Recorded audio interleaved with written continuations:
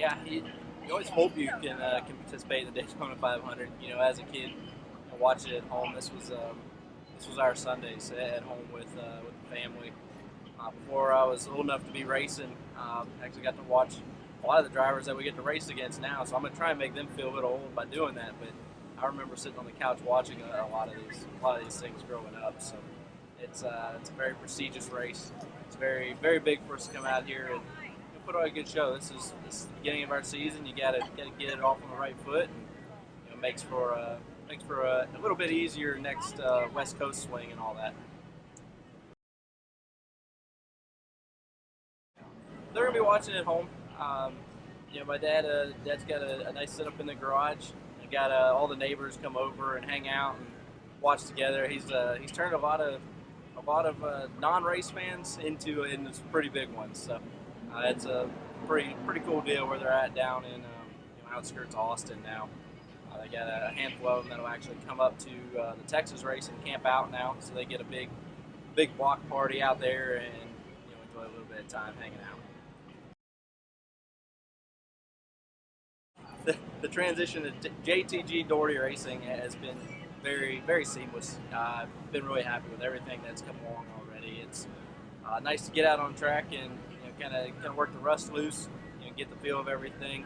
We have a great group of guys and girls that are working very hard to make sure that we're going out here and being as competitive as we possibly can be. So just an awesome situation. Really thankful for the opportunity, and now we got to go make something out of it.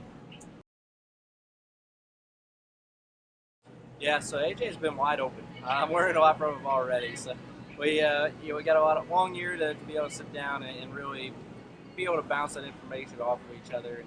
And I'm sure you have those alliances and you have different teams that you have information with, and it's an open book, so to speak. But it's a little bit different when you're under the same roof, 24/7.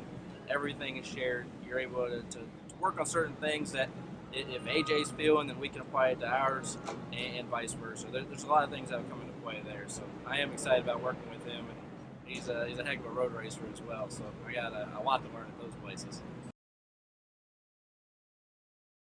From the duels last night, we're working on just trying to study these speedway races a little harder now.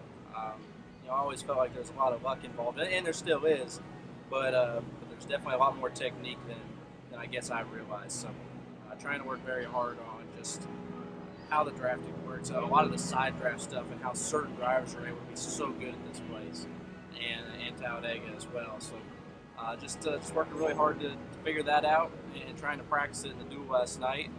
Felt like we had a pretty decent Continental Mega Roll Chevrolet, and I think it'll be just fine for 500. We're not starting as far forward as we would have liked, but it's going to be okay. I mean, that draft is a pretty good equalizer, and now you just got to be able to play it smart and be there at the end. What do you feel your prospects are for the 500? Feel good about the power of the car, the way the car's handled this far? Yeah, we have a really nice piece for the 500. We're gonna be in good shape. We just got to stay out of trouble.